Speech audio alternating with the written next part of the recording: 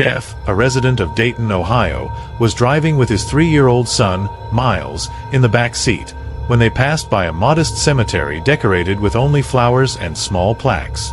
"It basically looks like a giant garden," Jeff explains on the podcast Monsters Among Us.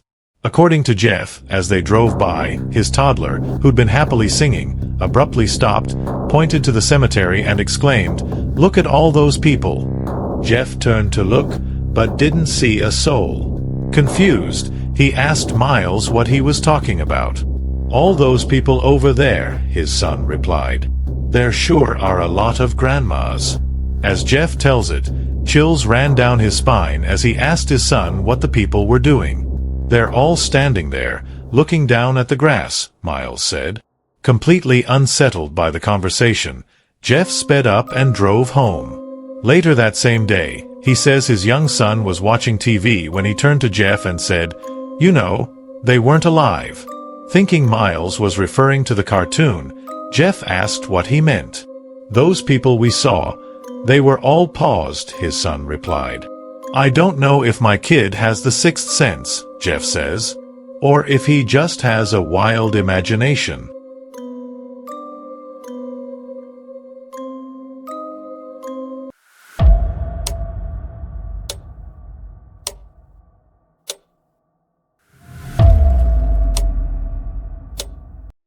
This morning, I cleaned out my closet to create space, and I discovered a plastic bin filled with childhood memories.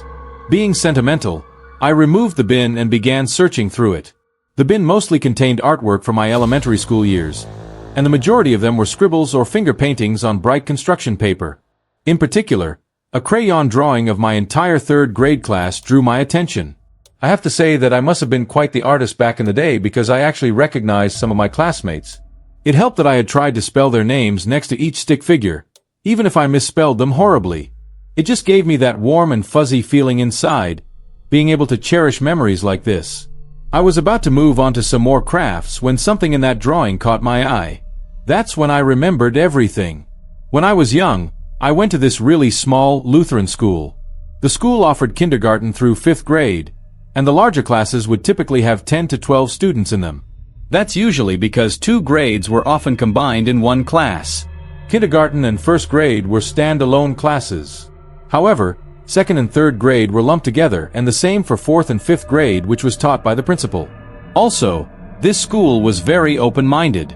They were the type of school to let children dream and be imaginative. Let's say you wanted to grow up and become a Power Ranger. That was all right. Let's say you wanted to become an astronaut and traverse the galaxy.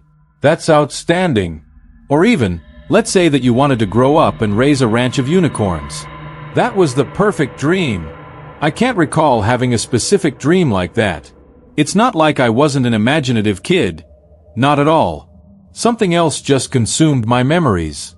There was this kid named Greg that I never felt comfortable around. We just never connected for whatever reason, and it always bothered me because I was a social butterfly. Greg appeared during the beginning of my 3rd grade year with this other kid named Bobby.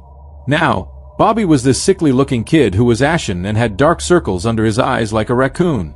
I got along with Bobby pretty well, as did everyone else in my class, but like I said, I never felt comfortable around his best friend, Greg. Here's the reason why. Greg was not real. From what I could gather, Greg was Bobby's imaginary friend. Instead of crushing Bobby's imagination, the school just played along with it. That's how Greg became one of my classmates. Greg was given his own desk, his own assignments, and he even had to take tests like the rest of us. I only say this because one time I remember him getting a higher grade on a spelling test than I did. I had no idea who filled out the tests for him because Greg certainly didn't. The test just laid on his desk with a sharp pencil resting beside it, waiting to be used.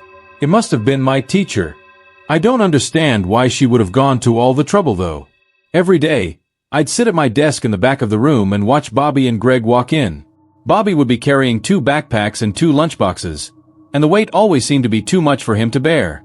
Greg must have been a pretty lousy friend if he made Bobby carry everything for him. It was the same for assignments too. Bobby would always help Greg pack all of his homework away, and he'd be there to turn in Greg's assignments as well. This made me think that Bobby did twice the homework, And it was really strange when Greg would excel on assignments and Bobby's homework would be lackluster by comparison. Another thing that I remember is that everyone hated Bobby and Greg when it came to kickball. We always had an odd number, and it wouldn't be fair if another team had an extra player. After picking teams, Bobby and Greg would always be the last two. That's only because Bobby was the worst kickball player ever, and nobody wanted Greg near their team because he couldn't do anything. Bobby would always forfeit his position for Greg, so someone always got stuck with Greg on their team. If Greg was on your team, it was a lost cause from the get-go. By teachers' rules, everyone on the team had to participate, and so Greg always struck out when it was his turn to kick. That's right. Every time we played kickball, we'd be pitching to an empty home plate and expecting something to happen. Nothing spectacular ever did.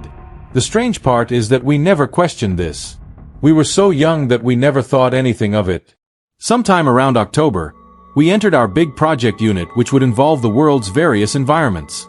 I don't remember the exact details about the project, but I do know that it involved a partner. As my teacher read off the pairs, my heart sunk as I was paired off with Greg. I just remember sitting there in surprise and glancing over to the lonely desk with a project packet sitting on top. I was really confused. How was I supposed to do a project with Greg? My teacher's words rang through my head. After she read off the list of partners, she wanted us to go meet with our partners to select an environment to research. Instead of going over to the empty desk, I retreated to my teacher and asked what I was supposed to do. She simply told me to focus on my part of the project, and Greg would do his part. I really had no idea what to make of that. It either meant that my teacher would do half of the project for me, or I would be forced to do the entire thing myself. Needless to say, every time we were told to meet with our partners, I just stayed at my seat and stared over at Greg's desk. Sometimes, I caught my teacher staring at me as if she expected me to actually go over to Greg and discuss our project. I just could never understand how I was supposed to talk to someone that wasn't real. My mother eventually found out about the project, and I had waited until the last minute to start on it. I tried to explain the situation to her, but she didn't believe me, especially since my partner, Greg, was listed as being a part of my class. She took all of my stuff away and grounded me until I finished the project. I didn't like that. I became so frustrated that I crumpled up the instructions and threw it across my room. I went into a childlike rage and began calling the project, my teacher, and Greg stupid. That's where everything went horribly wrong.